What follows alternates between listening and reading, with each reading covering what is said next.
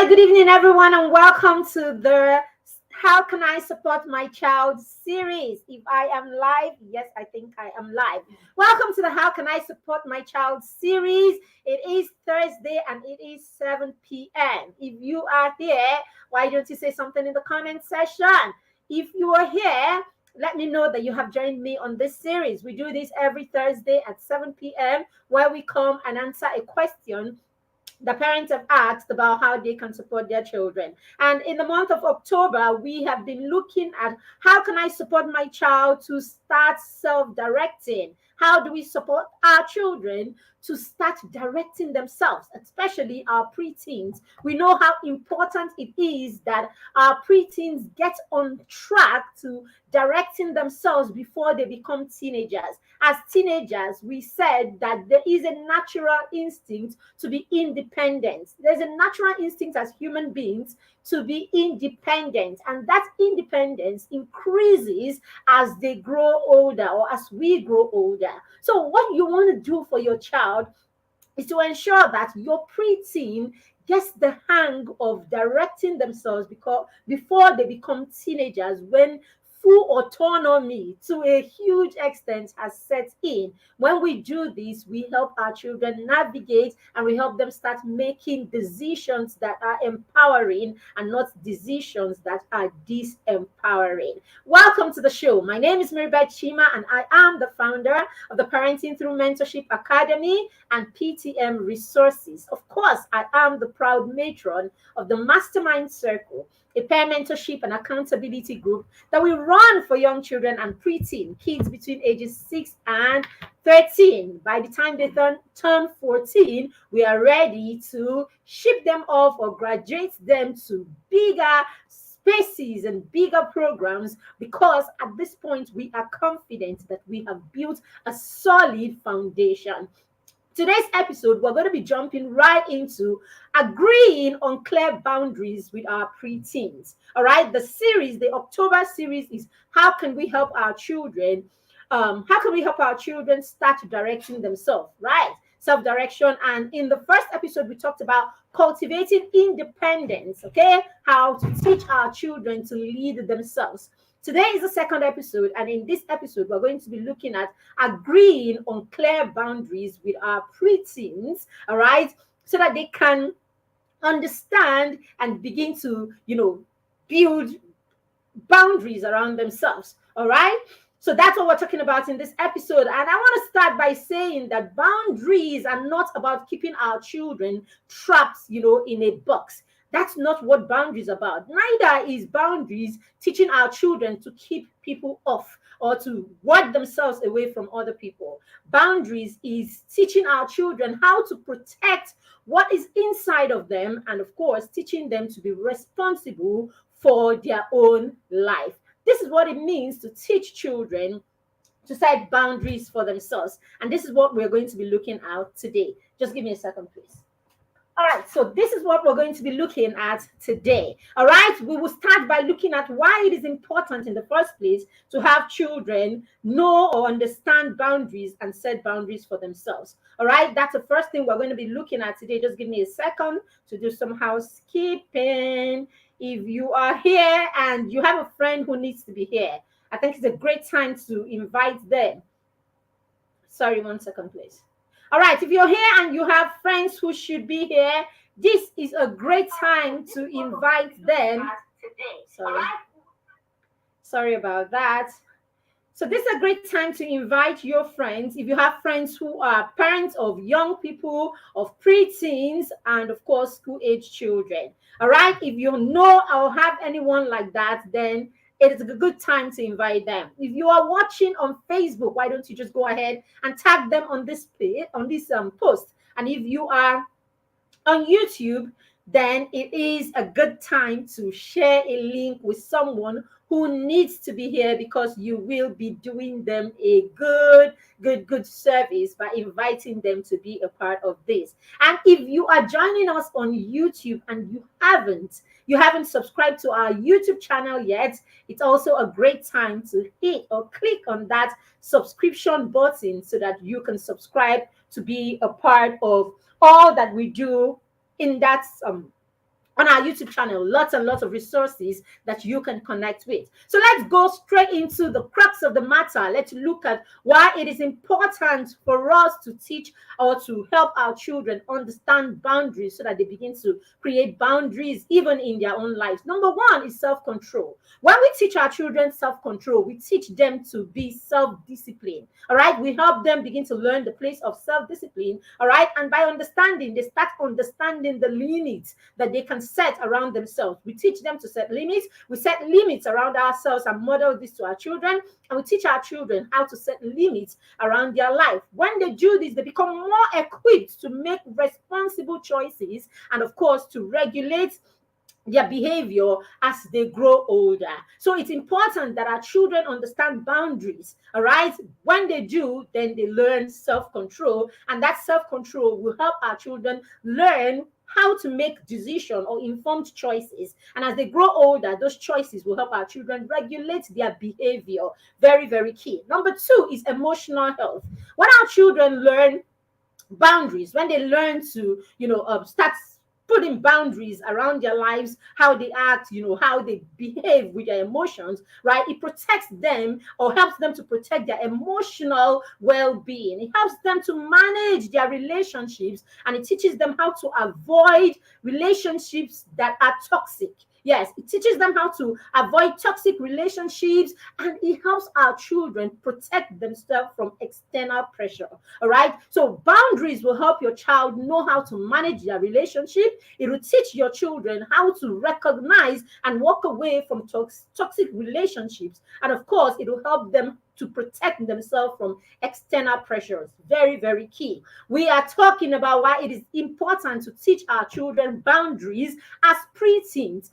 We all know that if our children learn this, why are we saying they should learn this early? As preteens, we are talking about your child or your school age children and preteens. We're talking about your 6, your 8, your 10, your 12-year-old children. And I am saying to you today that it is important that you start teaching your 6-year-old about boundaries. Yes, start teaching your 6-year-olds, your 8-year-olds, your 10-year-olds. Teach them about boundaries. They need to lock this in. You need to help them lock this in as early as possible. When you do, by the time your children become teenagers, they already have established boundaries around them, and so it protects them more because now they have the hang of what's acceptable and what is not acceptable, how to allow access to themselves and who not to give access to them. If we don't do this early, what happens is our children begin to struggle with boundaries as teenagers. And that's why we see teenagers who get into all kinds of mischiefs, teenagers who get into all kinds of problems, all kinds of mistakes, and all of that, right? So why wait for our teenagers to make all those grievous mistakes when we can teach them boundaries early, all right? And when we teach them these boundaries early, their teenage life becomes a lot easier because now they already know these things, all right? Number three, it helps them to build their self identity. All right. So number three is identity formation. When you teach your preteens boundaries early, you help to encourage them to explore and to define their personal values. Yes, teaching children about boundaries early leads to them exploring their personal values, and it helps them to define these values. It will help them to build a strong sense of self, all right, as they grow and as they transition into teenagers. If you don't do this early, or when we don't teach our preteens and our young children boundaries early, they begin to struggle with identity crisis as teenagers. You don't want to do that. The teenage age is the stage where our children become teenagers is actually a very dicey phase in their lives, because at this point too many things are happening in their lives. They have become autonomous to an extent. They're already struggling with the fact that they are big boys and girls. Look at them physically, they are so tall, their voices are husky. They already have a sense of who they should be at that stage. They already have peer influences on them, going on around them so much. They already have all of these things that are tugging at them because we didn't teach them early enough to create boundaries that can protect them. And so it becomes much more difficult because as teenagers, they listen to you less than they would listen to you as young children and preteens. So your influence on them is already so minute as teenagers. And so it's not that easy for you to support or to help them as it would have been at that point where they were 6 and 8 and 10 and 12. So that's why we say during their school age or as preteens is actually a better time to help your children understand boundaries and to help them build all of these things that I'm talking about. Okay, I just spoke about identity formation. When we teach boundaries early, we help them form a good sense of who they are early enough. We help them build a sense of self, and this will help in their transitioning into their teenage. All right, the next one is it will protect them against peer pressure. Yes, it will protect them against peer pressure. At 6 years old, at 8 years old, your children do not get the full grasp of peer pressure. Yes, your 6-year-old, the kind of pressure that your 6-year-old will get from their friends is nothing likened to what peer pressure is for your 16-year-old. All right, your 6-year-old, your 7, your 8-year-old is still, can actually knock peer pressure off at that stage. It's not that serious for them. But the moment your children become 15, 16, they are more into what their friends think. They are more confused about who they are. That is why you want to get these things in as early as possible. All right? It helps to teach them how to set limits early in their lives. All right? When you teach them when you teach them boundaries, basically, you teach them how to set limits around their lives early. You also teach them how to make informed decisions that align with their values. Yes. So this fan is on. Why am I sweating? Sorry. All right. Sorry about that. I need to get this sweating taken care of. All right. So yes, it's very easy for you to start teaching children about your values early. All right, when we teach them, let me talk because I am a parent of a preteen too. So when we teach our children about values as early as possible, we teach them about our values. We help them to start forming their own personal values from our own values. All right. Now, if this happens on time, you can begin to connect this to the way our children make their decisions. Now we begin to teach them how to make sure that the decisions that they make align with their values. These things are easier done when the children are younger than it is when they are older. So it is easy to teach your 6-year-olds, your 7-year-olds, your 10-year-olds about this is who we are as a family. This is what we stand for. These are our standards. And so for every decision that you make, for everything that you do in your life, you must ensure that it is in line with these standards that we have. Now, when these conversations or these things are modeled and practiced when the children are school age children and when they are preteens, it takes roots even better than when it is that your children are 16, 18, 17. This is the point where everything you say is your value begins to sound like you being old school.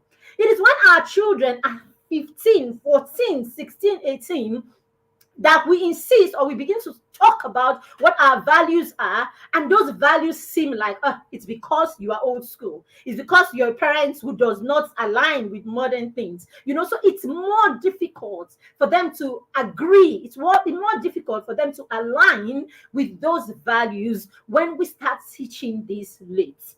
But when we start early and when we're able to teach them and help them align the values to their actions or make their actions come as a result of the values that are the standards, then our children are able to internalize these things as early as possible, and it informs, it informs how they make their choices. So that's where it is difficult for their friends to put pressure on them, or it is difficult for their friends to influence them, no matter how much pressure they put on them, because the child has learned over the years to make decisions based on their values.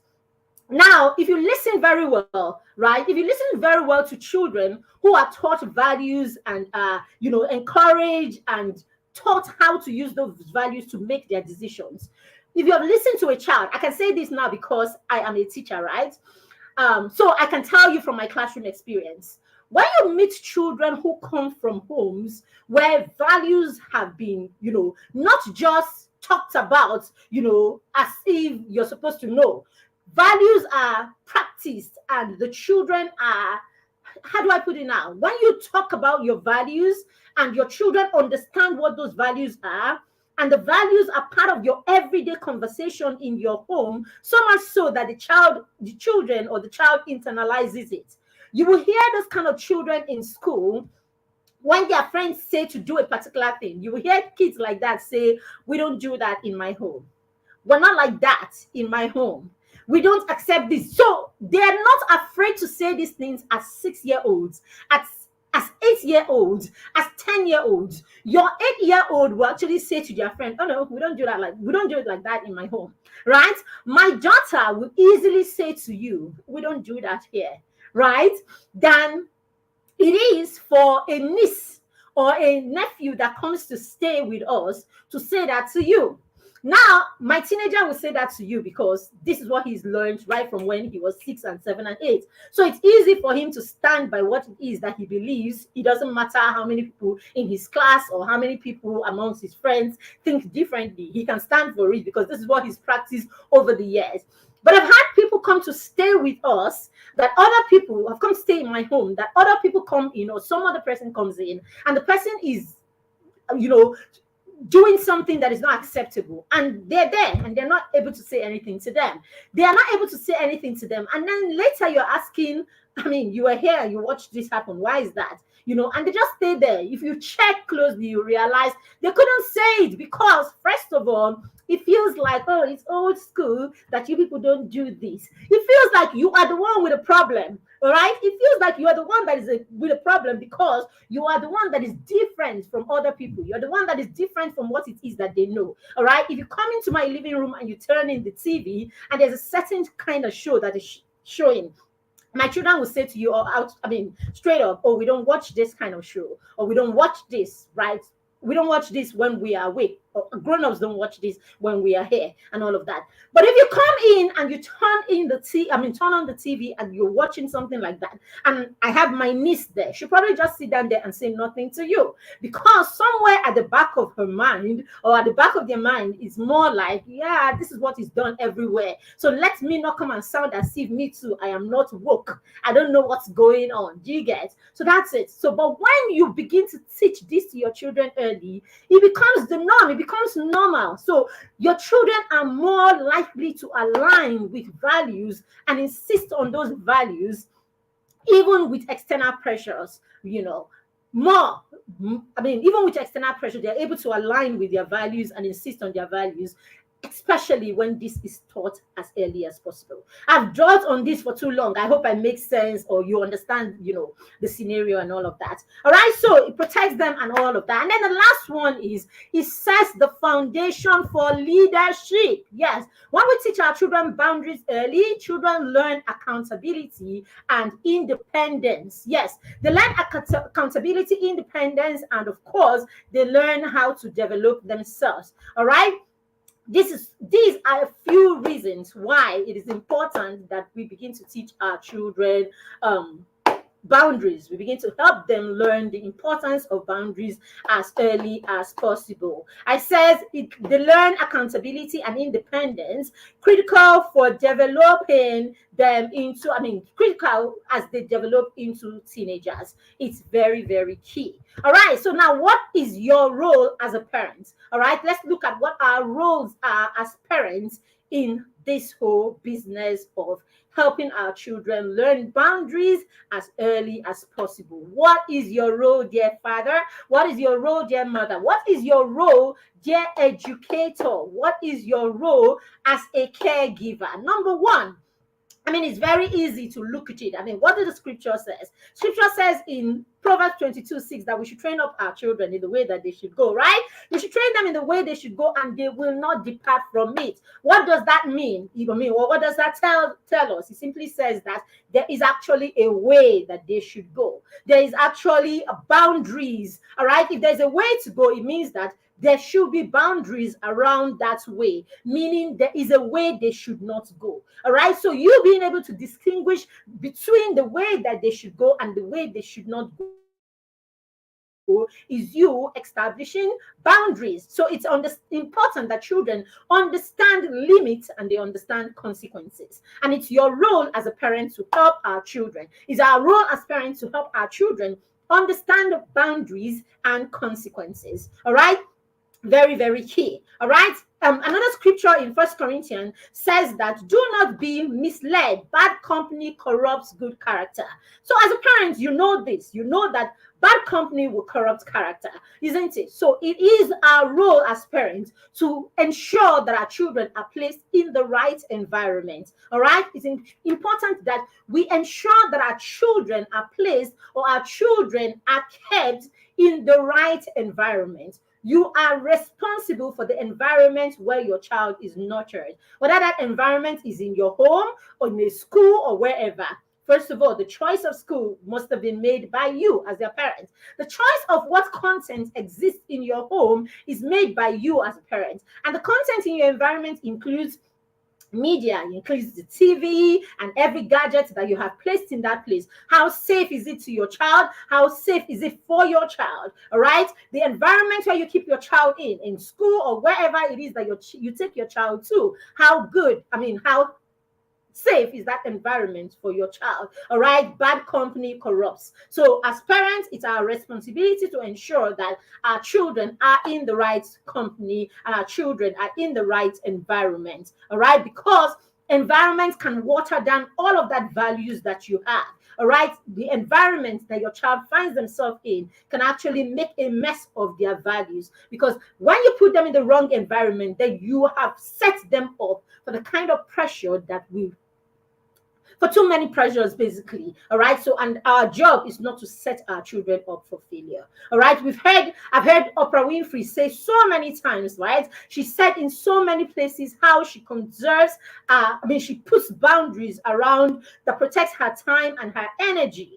Okay, Oprah is always talking about protecting her time and protecting her energy. And of course, how does she do that? She does it by putting boundaries. So as parents, we should actually put boundaries that help our children manage their time and conserve their energy. So it's our role to teach our children how to manage their time and how to conserve their energy. What is it that our children do? Okay, have our children understood the place of routines and schedules in their life? Have they understood how to prioritize what is important per time? Okay, it's our responsibility to teach them what is important per time, how to prioritize what is important per time, and then of course where to put or where to give their energy and their time to.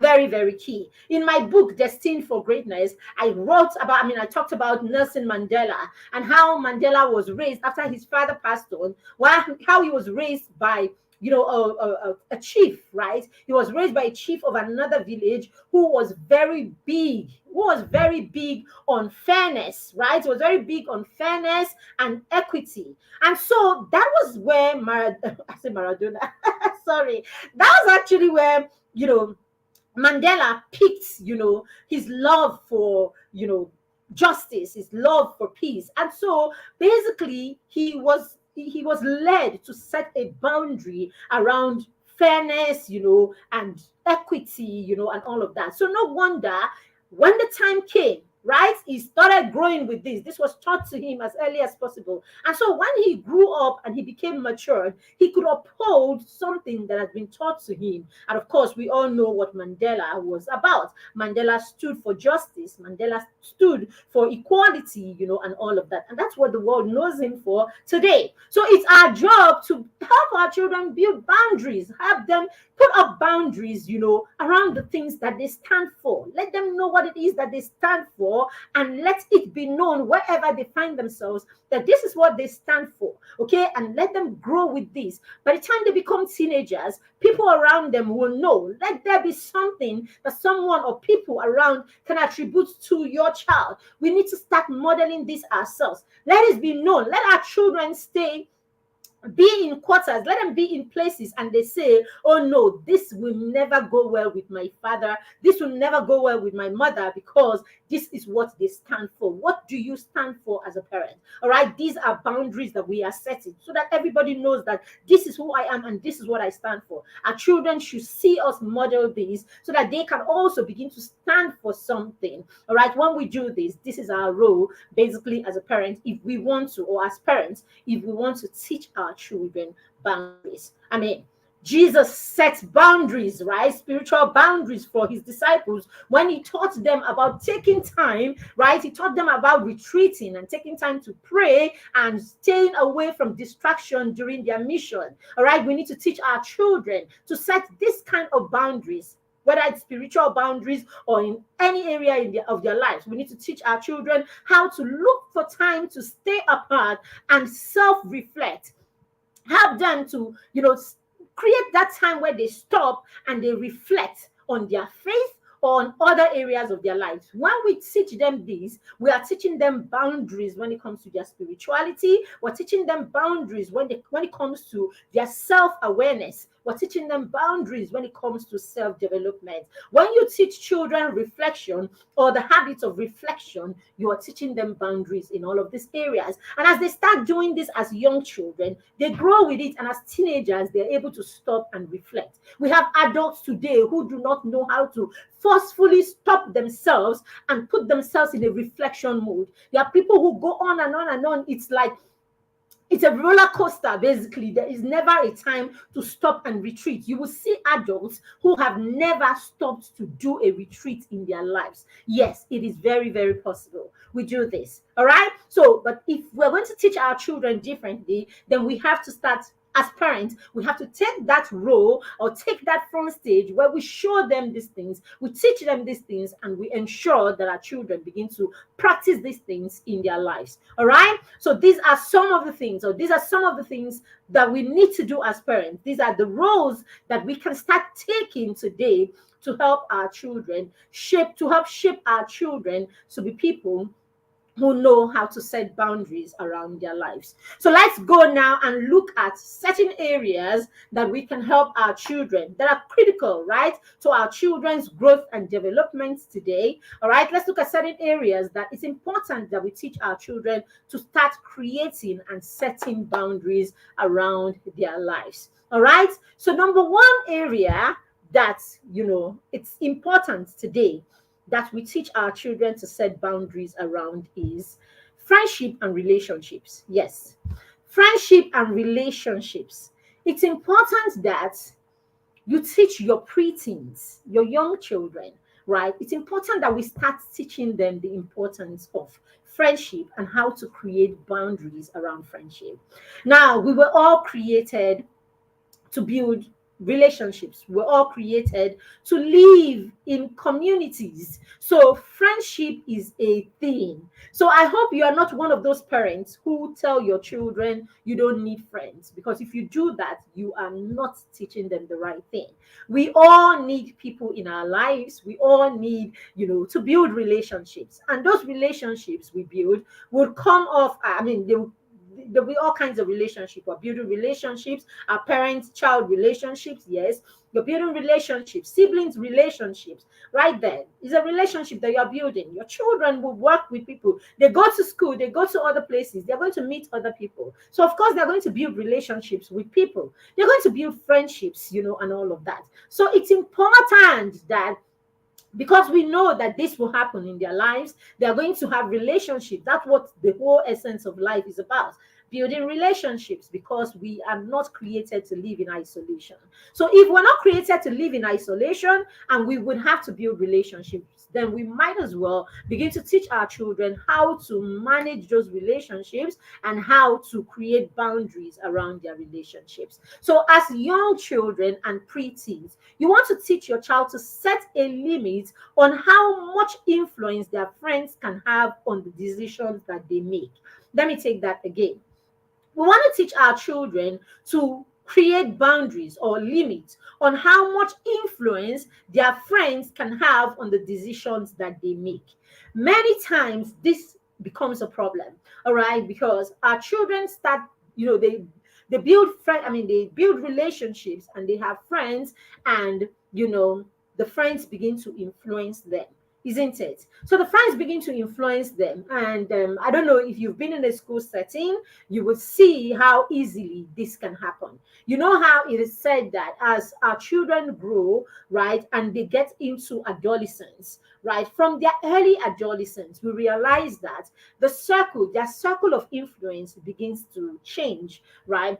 At the point where they are toddlers, they are listening to you. You are everything. Everything is about mommy. Everything is about mommy a lot of the times, and maybe daddy sometimes. So you have their ears, you have their hearts, at this phase of their life. So whatever you say is like is everything, right? Whatever you say. So that's why you will hear them say, oh, my mommy says, my daddy says, my mommy says, my daddy says. So your children are listening to you so much, or our children are listening to us during their toddler phase. Now, as they grow from toddlers and they begin to grow into, school age children, and adolescence begins to kick in at some point. It is said, I mean, psychology has it that the cycle of influence is going to, shift basically, and then children gravitate more to the influence of their peers at this point. So it's not because you have not been a good father or a good mother. It just so happens that your children during early adolescence begin to, they want to feel amongst their friends. They want to be like their friends. And if you have noticed children in cliques, you know how it is, especially for the girls. It's a girl thing. Girls just want to be in cliques, right? Girls just want to be in cliques, and whether or not you have taught them to or not to, you realize that girls have a way of forming cliques, and you just never know. Your child, I mean, depending on their temperaments and their personality, your child may be that one that is less likely to be the leader of the pack. Your child will maybe that one that is less likely to be the one who is the leader. As I said, there's no other way to put it. All right, your child may now be that one who is more likely to please other people. Now, if you find yourself in this place, what do you do? All right, so this is why it's important that we start teaching them boundaries as early as possible. We start teaching them how much we sit and we have conversations and we establish how much influence friends can have on them. Most of these things can be done through our modeling. So that's why, as a parent, you can't be here shouting, oh, I don't need friends. I don't need friends. Because your children will learn from you how to build relationships by simply watching how you build or how you nurture your own relationships. So, yes, we can actually model to our children the right relationships, how to build relationships, and basically how much of an influence our friends should be towards, how much our friends should be able to influence us. Now, have the conversations, or have these conversations with your children, all right? And sometimes it doesn't have to be like you are having a real lesson.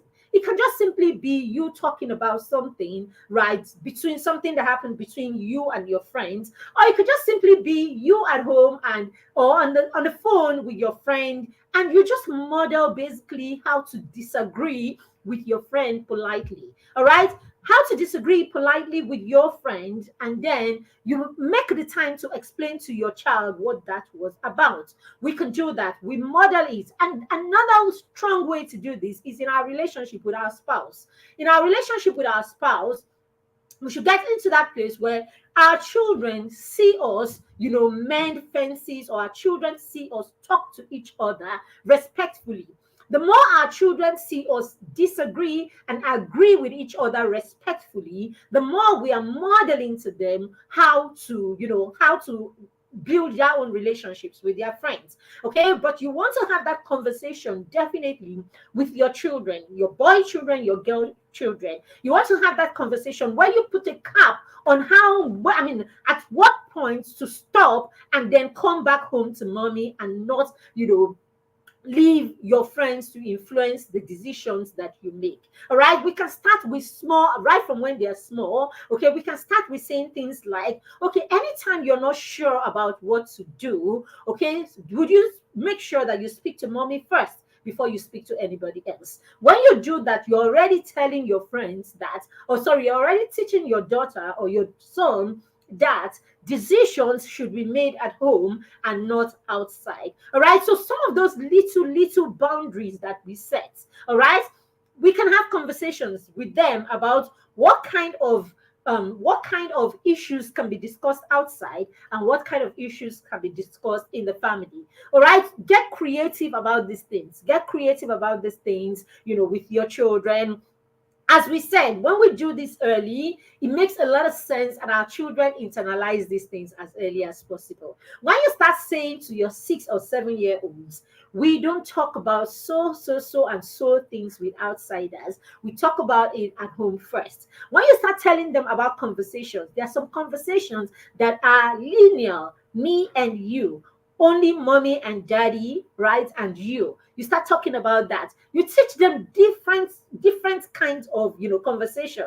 The one between mommy and I, the one between mommy, I, and the siblings, and then the one with outsiders. Have these different levels, right? Have these different levels of conversation or relationship, so that your children put this at the back of their minds. And so this forms, the boundaries that they have put on what kind of conversations or what kind of things to have outsiders, all right? What kind of things to have outsiders decide for them, and what it is that they must bring home and stick to the decisions that we make at home. These things may seem like silly things, but I promise you, when we teach these things to our young children and our preteens, all right, when we teach them, they will, as they grow older, it will make bigger sense to them. Or as they grow older, it will protect them, a lot from, out negative or outside pressure, basically. So these things need to be established, from home first, before our children become teenagers. All right, that's the way, of course, that you can build that secure attachment with your children, such that you have a standard. You probably have like a standard of having conversations. Take for instance that you have pillow talks with your children right from when they were young, right from when they were 3 and 4 and 5. So you build that tradition of pillow talks with your child, such that during pillow talks, you are not just advising or talking. Pillow talk is that time where your voice, your tone is low, and you are talking about what it is that they must have gone through, or what it is that they're not happy about. The kind of how do I put it now? The sacredness, all right, for lack of another word, the sacredness that you put around that time, all right, the sacredness that you put around that time will help your children move. I mean, from when they are little and when they become older, you realize that that sacredness would increase to more serious things. So let's say for your 3 year old, you lie down and you say, what happened today? Do you want to talk to mommy about it? You talk about this. You realize that the issues, as they grow older, the issues that they will bring to those pillow talk will become more and more serious issues. And without knowing it, you would have established a channel for having deep, and strong conversations with your children, such that even when you are not there, that tradition would stick, such that even when your child is many miles away from you, they would remember that this particular kind of issue has to be kept for when mommy and I will speak at the end of the day, or something like that. Okay, so all of these things, I know as I'm saying it, at your end, it is making sense to you in a way. Put that into your tradition with your children, so that way you begin to create that, boundary. Basically, begin to create boundaries that can protect your children in their relationships. But bottom line is, let your children know, let them set limits on how much influence their friends can have on their decision making. What we are saying is, when our children need to talk about real issues, when they need to make big decisions in their lives, we want to establish right now, okay, a relationship where those big decisions will come back home to us and not to outsiders. And the only way to do it, or the way to do it, is by starting today to create that to create that environment in your home and in your relationship with your child, where there are boundaries as to where to take what, or where it stops with your friends, what kind of things you should be discussing with your friends. All right, it will come in handy when their circle of influence begins to change. These are the things that we would have put on ground to protect them at that point in their life where they want to talk with their friends more. You will realize that the boundaries will stick even at that point where they are talking with their friends more, because there's a tradition that you have established a long time ago. And if you want to make it even more, more intense, or more loving, let it be that your pillow talk is a no judgment zone. You can do things like that. So pillow talk could be a no judgment zone, where I don't judge you. You just tell me how you feel and I empathize with you. And mommy, you can do the same thing with the child also. But of course, you know how to, you are the parent, so you know what issues not to discuss with the children so that you're not over parenting the child. All right. So things like that. It could be your monthly outing or weekly outing with child, right? Father and child, mother and child. You have that one-on-one time. Establish these traditions as early as possible, so that as they grow older, these traditions become the foundation upon which you have a solid relationship between you and your child, where your child comes back to you and they create boundaries as to what influence their friends can have with them. I hope I've exhausted this, because I really, really want to exhaust it in a way that it makes sense and bring it to the barest, level of understanding, so that you take it as raw and simple as it is, and apply this in your relationship with your child. All right, teach your children how to recognize and walk away from toxic and manipulative relationships. It's from home that we have to teach our children this, and the earlier we do this, the better. Teach your children how to identify when their friends are manipulative. Okay, it begins with that little girl. It begins with that little girl who wants you to hand everything to them. Okay, that little friend, that little girl, that classmate, that neighbor, who always wants you to hand everything to her, and every time you don't, the friend says you won't be my friend again, or the friend walks away, and all of that. Yes, this is common amongst children, and we're not saying that this is who the child is, or that the child is. It could just simply mean that the child doesn't know any better.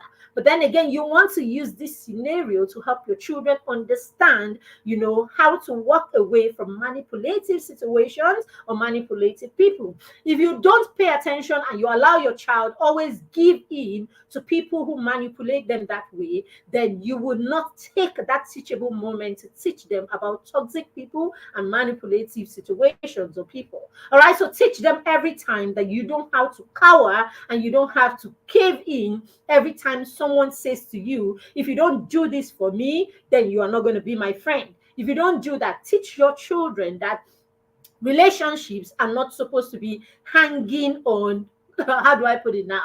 You should not be threatened. Your friendship shouldn't be based on you offering something for people to be friends with you. All right. So teach them that we nurture our relationships, we build our relationships, but we do not have to sacrifice something that we want, or we do not have to sacrifice something to make other people love us. All right. Just take the opportunity, especially when they are young, to help them recognize when someone is trying to manipulate them in a relationship, and recognize when people are toxic. When they are in a relationship where people are already always talking them down or putting them down, you want them to recognize this and then be able to say to the person, I won't accept this. Okay, I teach the children this, the children in the mastermind circle, my children, okay, my biological children and the children that I work with. I always say to them, think of yourself as a product. Think of yourself as, when you walk into a supermarket or you walk into,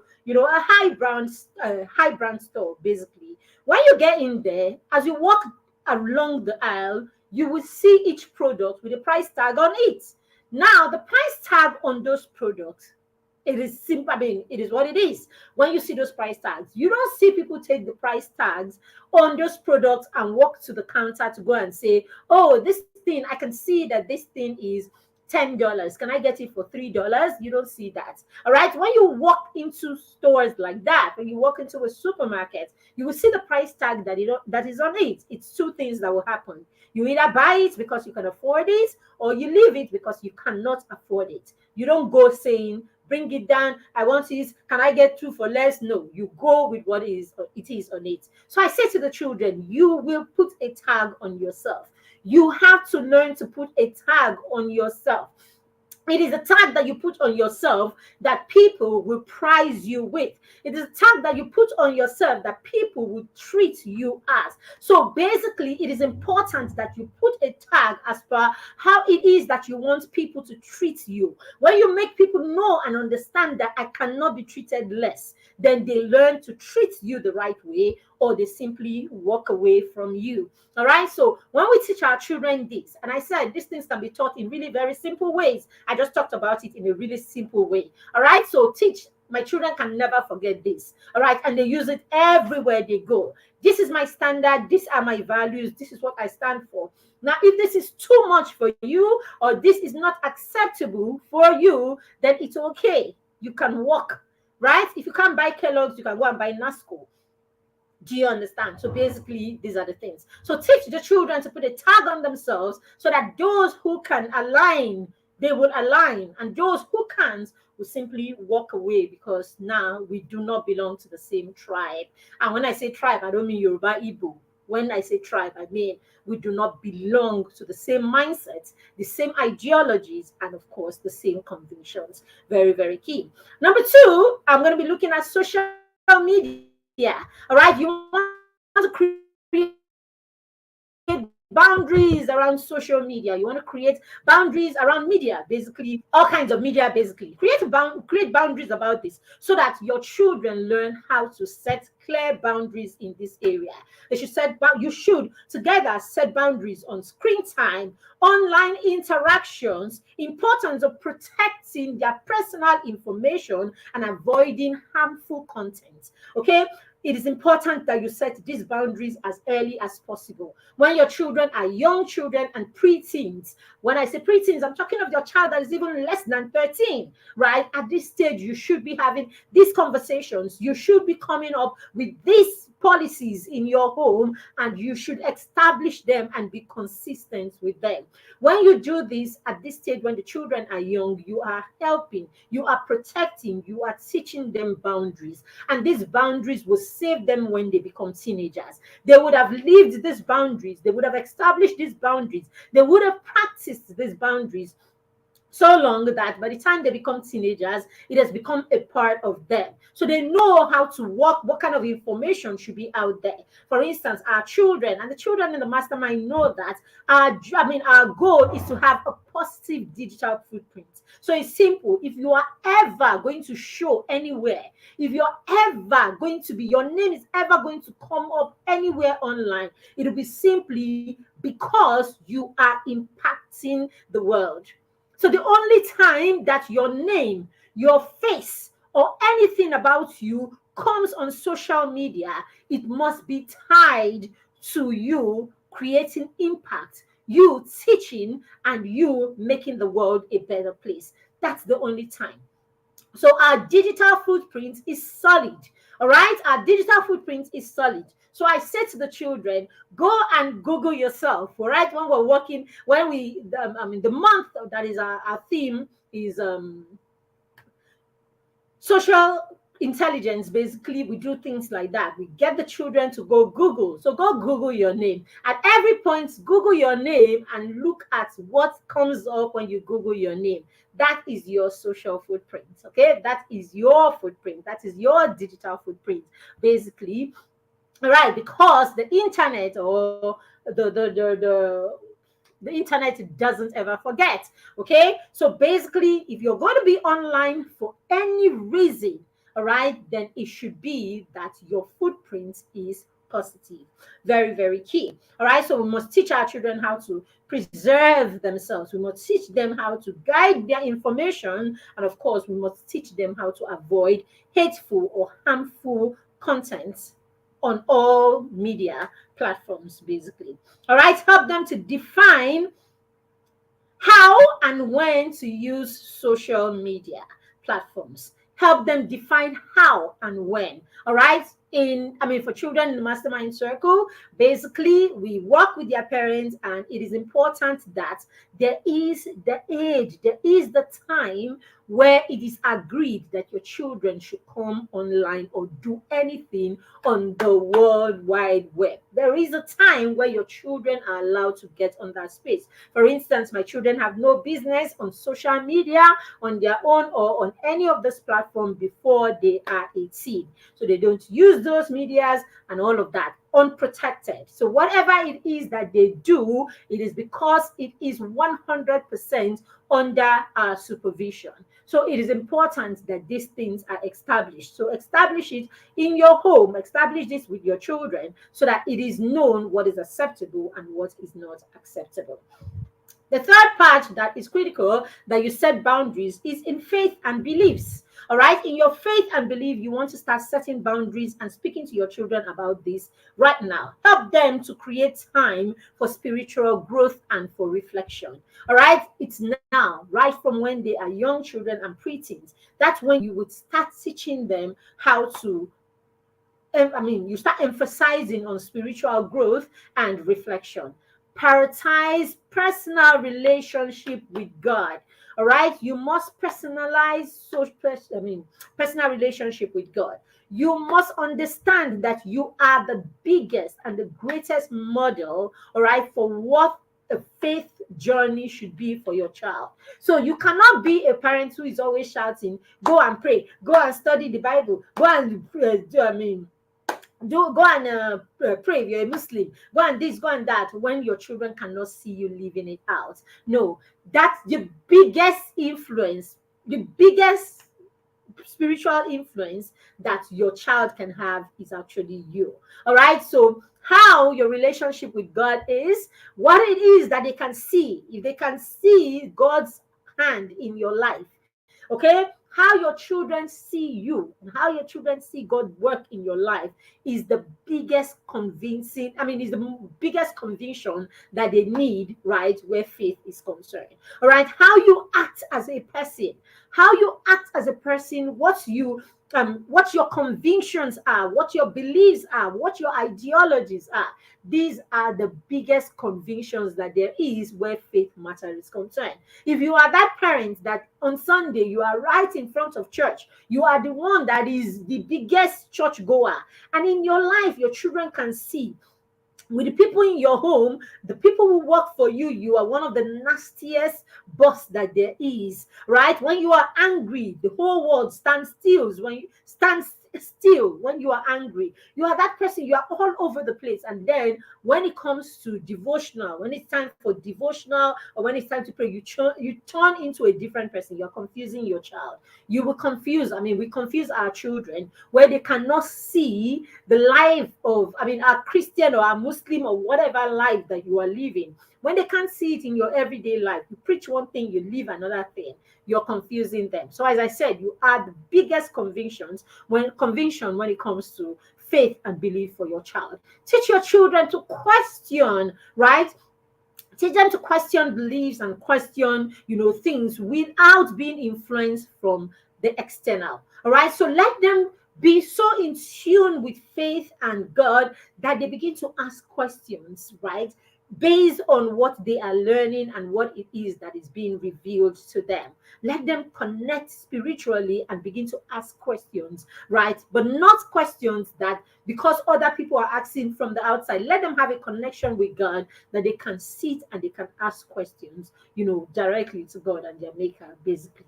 Let them build a personal relationship with God and learn to reflect. That's what we are saying.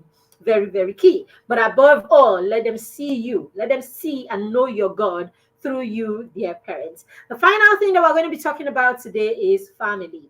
All right. So we are talking about 5 very important areas where we should create boundaries for our children or with our children. We talked about friends and relationships. It's very important that our children establish relationship or boundaries around this as preteens. So you see, we talked about the kind of issues. We can't start saying, oh, let them know about, where who to date, who not to date. I didn't talk about that. We're talking about your preteens. So I don't know why your 12-year-old should be talking about dating by way of conversation, by way of joke, or by way of any of these things. I mean, I think there's no place for that right now. So what? Rather than start talking about relationships and all of that with your preteens, you want to teach them about friendships and that boundaries around friendships. When you teach, you are setting the foundation, and that foundation will be applied even when your children get to the age where they begin to think of marriage and choosing their spouses. So it's important that we leave the big names and focus on the foundation.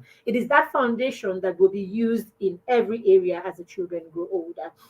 Very, very key. We talked about social media, and so everything media, basically we need to help them create boundaries around that. Okay, we talked about creating boundaries around their faith and beliefs. Very, very key that we help our children know how to set those boundaries. And then the fourth one we're talking about, okay, it's not the last. Fourth is family. Help out your children.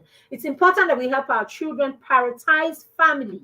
Okay, our children must understand the role that family play. On my family values, on our family values in my home, family is a second thing after God. All right, so we prioritize and we say that family comes first after God. Every other thing falls behind family.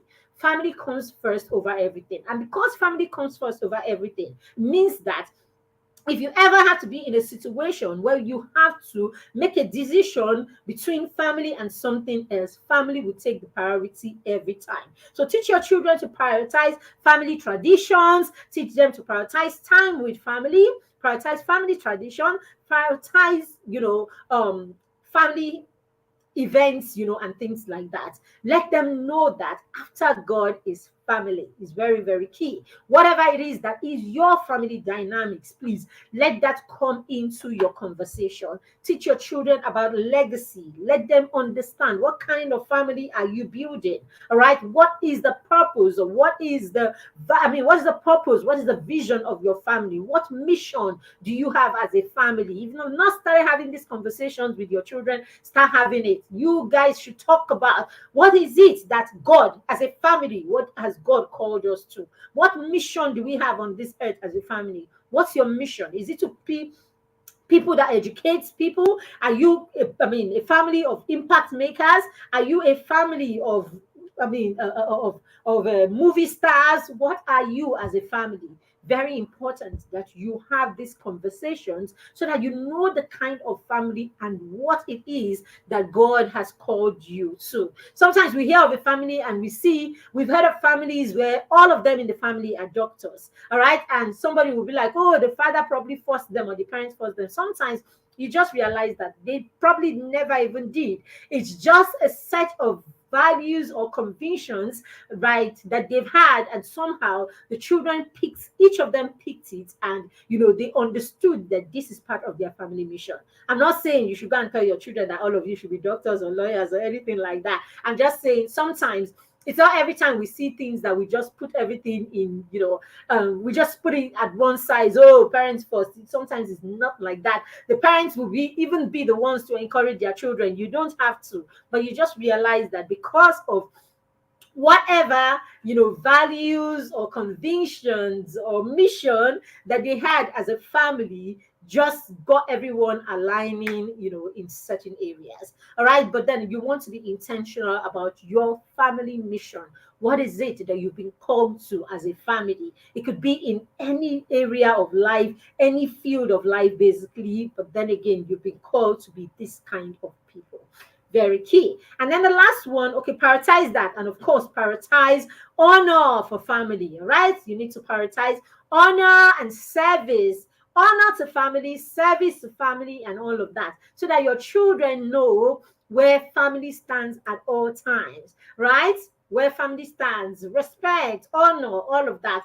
What is, how does this apply in your home? You need to have this conversation and help your children create boundaries around this. You go to certain homes and you see that, oh, in that home, everybody that is older is called auntie or sister. All of those things are all part of your family dynamics. What are the dynamics in your family? In your family, what happens? Is it like the younger children will always, the younger children will always, show a certain kind of respect to the older ones? What is it? Is it that in that family we grow together? So meaning at any point we are as a family, if there's anyone who is struggling, we all rally together, put our resources together, and we lift each other. Establish these things in your family, whatever it is that is your unique dynamics. Begin to have these conversations with your children today and establish these things. See, parents who build their family, parents who help their children connect, do not know what it is that you are doing for them for a lifetime. You want to establish what it is that you have to in your family today, so that even when you are not around, this becomes a legacy that your children will live and build their relationship based on, because you started it as a parent. All right. The last one is education. What are the boundaries that you are creating around education? All right. Is it like in your family, you are a group of lifelong learners? What is it? What are the boundaries that you are creating? Some families will say, oh, in this family, we will all, have an education up to certain level. What is it? In your family, what is it? What decisions are you making? What boundaries are you making, creating around education? All right, in your family. Establish these things, and of course, let your children know, and let your home be built on all of these things that you have established. All right, so this is it. I hope we have done justice to this topic today, and you're able to go back and look at it. All right, the first part and then the second part. I'll share the link for the first part so that you can also catch a replay of the first part of this session. All right, so that is it. If you have any questions, please put them in the comments. If you got value from this session, let us know that you did get value from the session. We do this, and we do this with the children in the mastermind circle. So everything that we come here and we talk about in the show, this is because it is coming, right? We lift these things directly from our curriculum in the Mastermind Circle. I said the Mastermind Circle is a peer mentorship and accountability group that we run for children between 6 and 13 years old. So what you do, you enroll your children with us for 1 whole year, and we work with them throughout the year, going through a curriculum that touches on all of these things that we are talking about. All right, but apart from the mastermind circle, I have a very we have a course that is coming up for children in the next few weeks, right?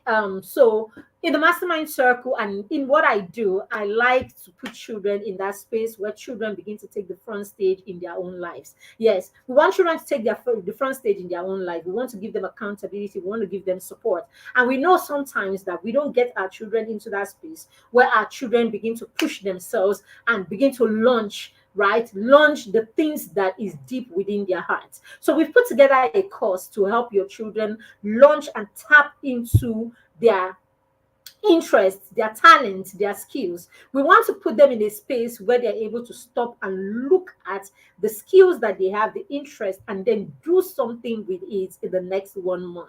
All right, we want to help them kickstart, that thing that is inside of them. Some of our children have never tried to kickstart something on their own. We want to do that with them. All right, so watch out. Tomorrow you would have That's we're going to be working with some children for a whole month. We have limited slots, right? Limited slots. We want to work with children for a whole month and have them, build on something that they have inside of them. So they're going to do small projects, they're going to do group projects, in the 1 month. So look out for it, in the next day or two. So thank you very much for being here with us today. I'm even shocked that I was able to do this session. But yes, I am so glad that I was able to. All right. So thank you so much, everyone, for joining me. I got value. Thank you, Gold. That's a mastermind parent. So thank you, everyone, for joining. I look forward to seeing you in next week's episode. Thanks. And I gotta go. My they've been wanting me to stop this session since. All right. So thank you so much and have a fantastic rest of the day. Okay, good night and rest of the week. Thank you very much and bye.